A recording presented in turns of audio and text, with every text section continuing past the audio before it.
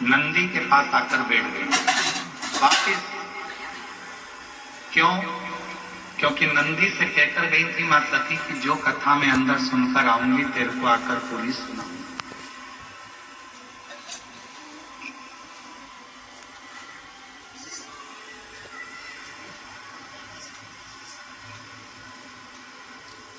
शिव जी के सम्मुख का आनंद लेने वाले नंदी बाबा भगवान सती जी के सामने माता सती से प्रार्थना करें, निवेदन करें, विनती करें।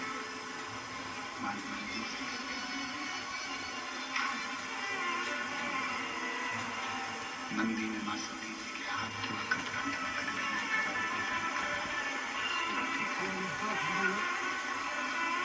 कहा शंभु शंभु शंभु शंभु शंभु शंभु शंभु शंभु।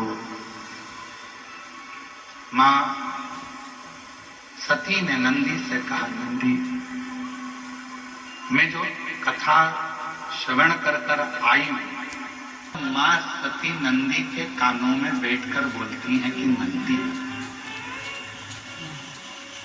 कथा तो मैंने सुनी, अभी देखो आपको कहा था कि नंदी के पास बैठकर जो बोला जाता है, नंदी के पास बैठकर जो मांगा जाता है, नंदी के पास बैठकर जो प्रार्थना करी जाती है वो स्वीकार करते हैं बाबा भोलेनाथ, सुनते हैं, हृदय में उतार।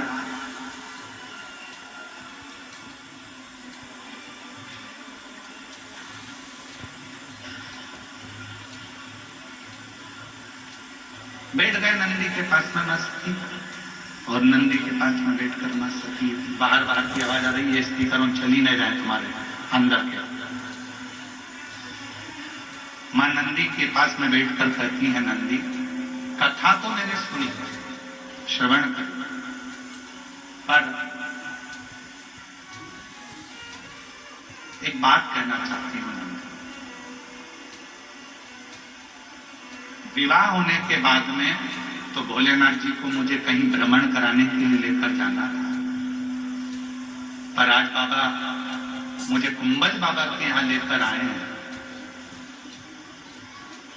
ऐसा शरीर रखने से कौन सा फायदा? ये शरीर रखने से, इसको रखने से क्या है? ये शरीर रखने से लाभ क्या, फायदा क्या फायदा?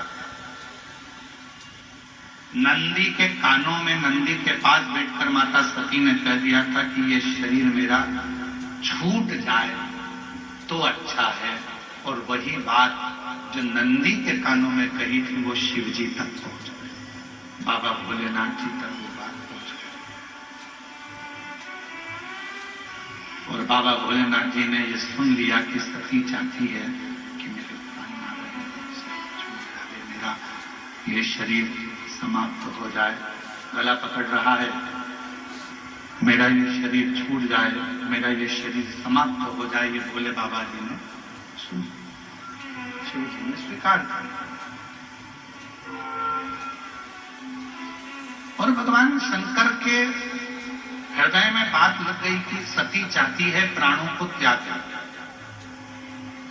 सती चाहती है कि प्राण छूट जाए, और बाबा ने स्वीकार कर लिया। बीच मार्ग में राम जी की परीक्षा लेने के लिए सती माता चली गई, और आखिरी में ये हुआ कि भोले बाबा के उस स्नेह आनंद में, भगवान राम जी के आनंद में भगवान शिव समाधि में लीन हो जाते हैं, और सती माता अपने पिता दक्ष प्रजापति के यहाँ यज्ञ में पहुंच जाती है।